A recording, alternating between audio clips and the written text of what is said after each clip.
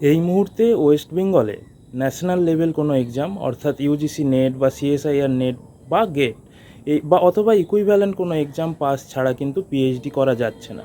এই notice already এসছে এবং তোমরা তা দেখেছো, এবং এর ইমপ্লিমেন্টেশনও কিন্তু ওয়েস্ট বেঙ্গলের ইউনিভার্সিটিগুলোতে শুরু হয়ে গেছে এবং সেখানে কিন্তু সেটকেও প্রাধান্য দেওয়া হচ্ছে না।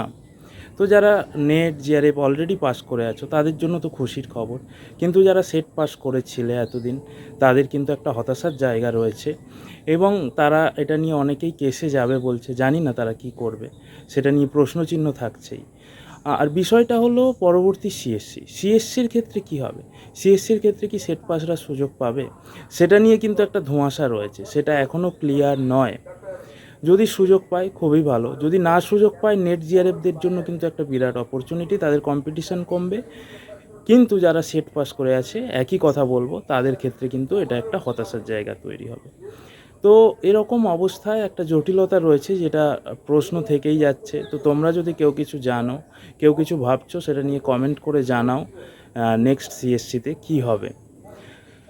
এবার যারা তৈরি হচ্ছে এখন, যারা নতুন পড়াশুনো করছো, ভবিষ্যতে পিএইচডি করবে বলে ভাবছো, কলেজ ইউনিভার্সিটিতে পড়াবে বলে ভাবছো, তাদেরকে আমি বরাবরই বলি, আজ নয়, যে জিআরএফটাকে টার্গেট করো।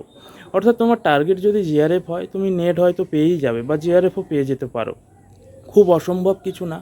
প্রচুর ছেলে মেয়ে এখন নেট জিআরএফ পাস করছে। একটু যদি মন দিয়ে পড়ো, একটু স্ট্র্যাটেজি ফলো করো, তাহলে নিশ্চয়ই পাবে, কিন্তু পরিশ্রম তো করতেই হবে।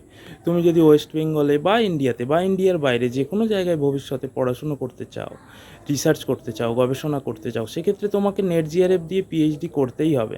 আর চেষ্টা করো খুব দ্রুত কোয়ালিফাই করার, কারণ যত দিন যাবে কম্পিটিশান বাড়বে। তো সেটা তোমার পরিশ্রম দিয়েই একমাত্র সম্ভব, এটুকুই বলার ছিল।